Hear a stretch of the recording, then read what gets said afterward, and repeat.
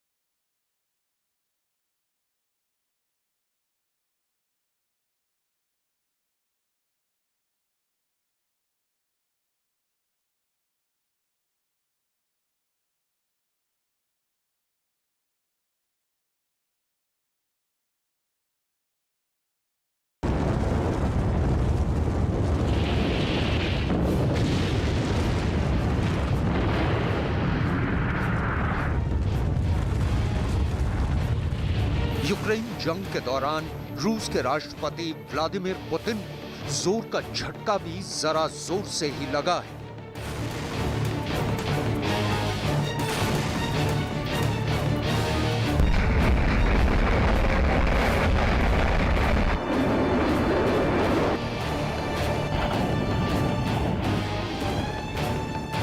रूस यूक्रेन के खेरसोन में जंग हार चुका है। पूरी दुनिया यूक्रेन के खेरसोन फतह को जंग का एक टर्निंग पॉइंट मान रही। जाहिर सी बात है कि खेरसोन हारने के बाद रूस के राष्ट्रपति पुतिन गुस्से में है। यूक्रेन जंग के 9 महीनों के दौरान रूस यूक्रेन की फौज के खिलाफ परमाणु हथियारों को छोड़कर अपने हर खतरनाक हथियार को आजमा कर देख चुका है। बावजूद इसके रूस को अभी तक यूक्रेन में वो कामयाबी नहीं मिल पाई है जिसकी उम्मीद उसे थी।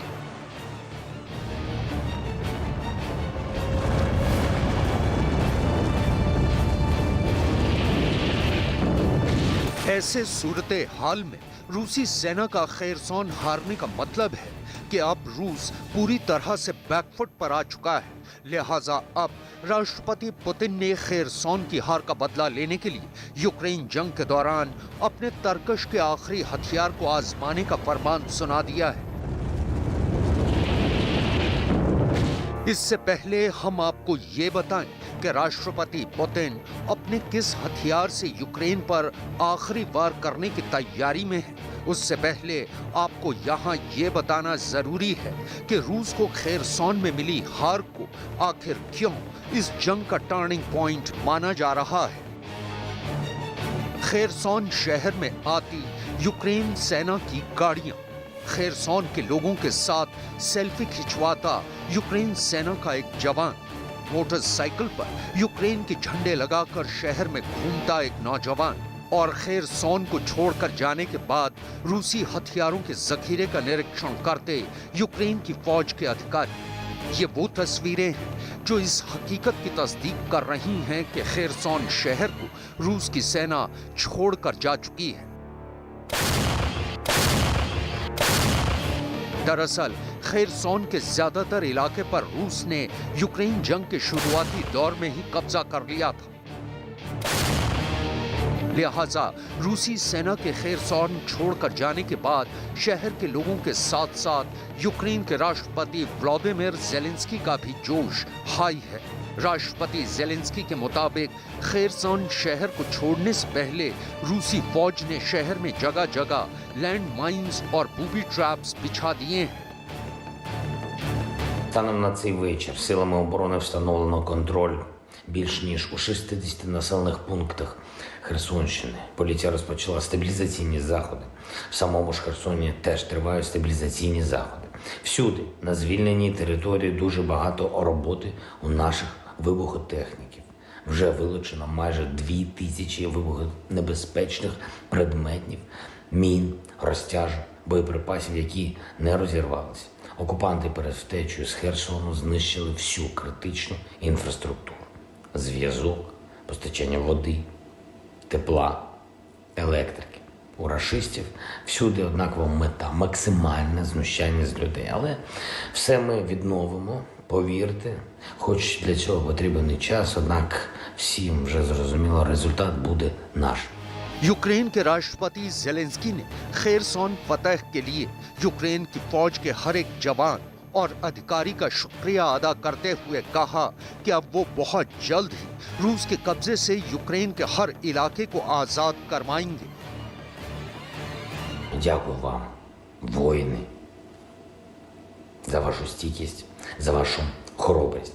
І я приєднуюсь до подяк і бажань, які вже отримали від херсонців наші бійці 28-ї, 63-ї окремих механізованих бригад та 59-ї окремої мотопіхотної бригади, наші розвідники, наші бійці Сил спеціальних операцій, нацгвардійці. Молодці. Дякую всім за блискуче виконання завдань для звільнення Херсону. Буде так в Генічеську і в Мелітополі. Прийдемо і до всіх наших міст і сіл Донбасу обов'язково побачимо, як там в Криму українські сили зустрічатимуть з українськими прапорами, як і там зберігають, які там сотнями будуть на вулицях в день звільнення.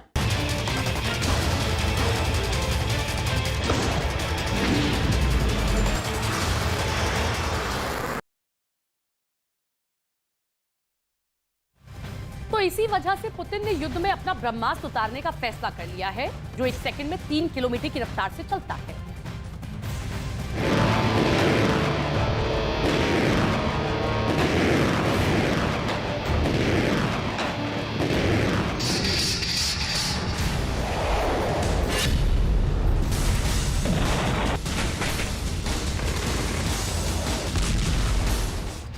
ये तो रही खेरसॉन फतह की कहानी। आइए अब आपको ये भी बताते हैं कि खेरसॉन की हार से रूस के राष्ट्रपति पुतिन कितने तिल मिलाए हुए हैं और उन्होंने खेरसॉन की हार का बदला लेने के लिए आखिर कौन सा नया प्लान बनाया है।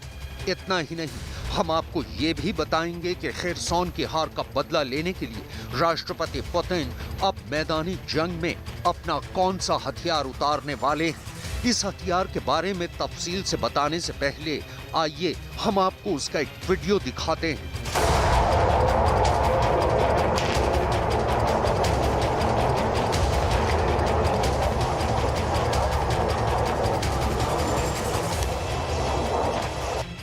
बेरेंट सागर की उफनती लहरों पर रूस की नौसेना का फ्रिगेट एडमिरल ग्रोशकॉव।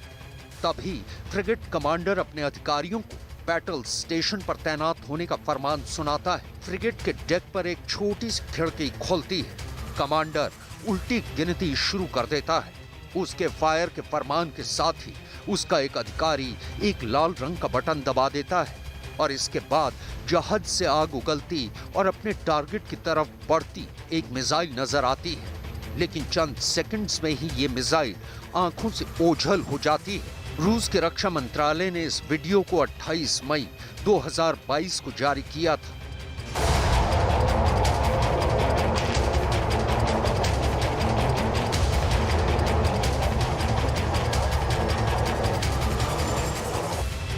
इस मिसाइल टेस्ट के बाद रूस ने दावा किया था कि ये उसकी हाइपरसोनिक क्रूज मिसाइल ज़िरकॉन है। रूस का दावा है कि उसकी ज़िरकॉन हाइपरसोनिक मिसाइल 11,000 किलोमीटर प्रति घंटे से भी तेज गति से उड़ान भरते हुए 1,000 किलोमीटर दूर अपने किसी भी टारगेट को तबाह करने में सक्षम है। आइए अब आपको बताते हैं कि आखिर क्यों ज़िरकॉन मिसाइल यूक्रेन के लिए अच्छी खबर नहीं कही जा सकती है। दरअसल ब्रिटिश अखबार डेली मेल का दावा है कि रूस के राष्ट्रपति पुतिन ने अपनी इस नई हाइपरसोनिक मिसाइल को यूक्रेन जंग में उतारने का फैसला कर लिया है। इतना ही नहीं, उन्होंने हाइपरसोनिक ज़िरकॉन मिसाइल के उत्पादन को बढ़ाने का निर्देश भी सुना दिया है। इसका सीधा सा मतलब ये है कि अब रूस जंग में यूक्रेन के खिलाफ ज़िरकॉन मिसाइल का इस्तेमाल करने वाला है। आइए अब आपको बताते हैं कि ज़िरकॉन मिसाइल कितनी घातक है। ज़िरकॉन मिसाइल को 3M22 ज़िरकॉन भी कहा जाता है। ज़िरकॉन 1000 किलोमीटर तक मार करने में सक्षम है। ज़िरकॉन आवाज की रफ्तार से 9 गुना तेज उड़ान भर सकती है। ज़िरकॉन 1 सेकंड में 3.1 किलोमीटर की दूरी तय करती है और 1 घंटे में 11,000 किलोमीटर तक पहुंच सकती है।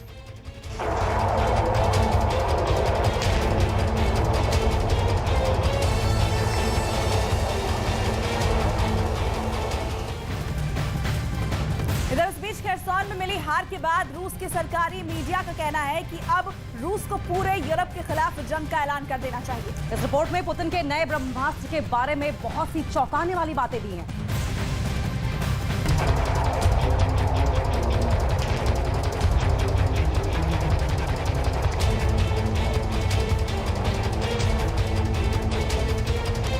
रूस की नई हाइपरसोनिक मिसाइल ज़िरकॉन के बारे में यह दावा किया जाता है कि जैसे ही इसे लॉन्च किया जाता है, ये तेज रफ्तार से आसमान की तरफ भागती है और फिर कहां गायब हो जाती है पता नहीं चलता।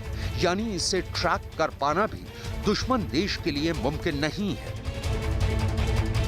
दरअसल ज़िरकॉन एक हाइपरसोनिक क्रूज मिसाइल है। ज़िरकॉन को पनडुब्बी, जंगी जहाज या जमीन पर लगे लॉन्चर से दागा जा सकता है। ज़िरकॉन मिसाइल 30 फीट लंबी है और इसकी अधिकतम रेंज 1500 किलोमीटर है। ज़िरकॉन 200 किलोटन तक के परमाणु हथियार ले जाने में सक्षम है। ज़िरकॉन में स्क्रैम जेट इंजन लगा है, जिसकी बदौलत ज़िरकॉन 28 किलोमीटर की ऊंचाई तक जा सकती है।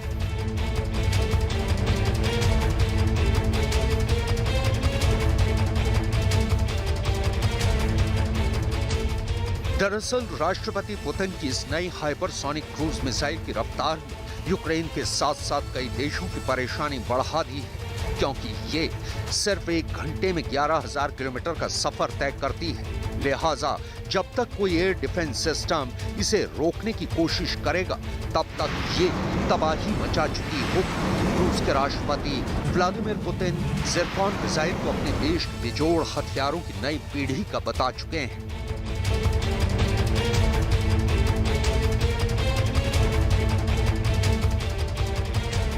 रूस का दावा है कि ये हाइपरसोनिक मिसाइल ध्वनि की गति से 9 गुना तेज उड़ान भर सकती है और इसकी रफ्तार इतनी ज्यादा है कि ये दुश्मन की वायु रक्षा प्रणाली को अपनी मौजूदगी का एहसास तक नहीं होने देती। यानी इसकी लॉन्चिंग का पता मिसाइल के टारगेट को हिट करने के बाद ही चलेगा। इतना ही नहीं, ज़िरकॉन के बारे में ये भी दावा किया जाता है कि ये मिसाइल दुश्मन को चकमा देने के लिए अपने फ्लाइट पाथ यानी उड़ते हुए रास्ते को भी बदल सकती है।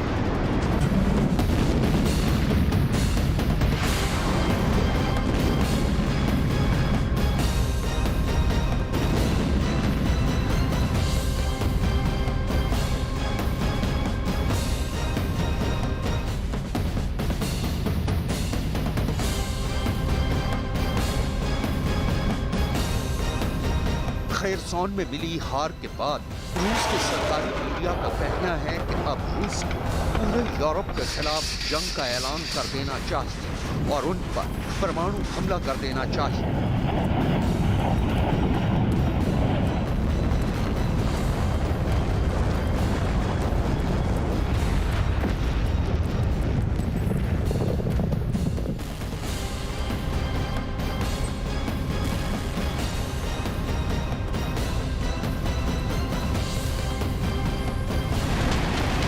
और अगर ऐसा हुआ तो एक बात तो तय कि यूक्रेन जंग को 3rd वर्ल्ड वॉर में तब्दील होते जरा भी वक्त नहीं लगेगा।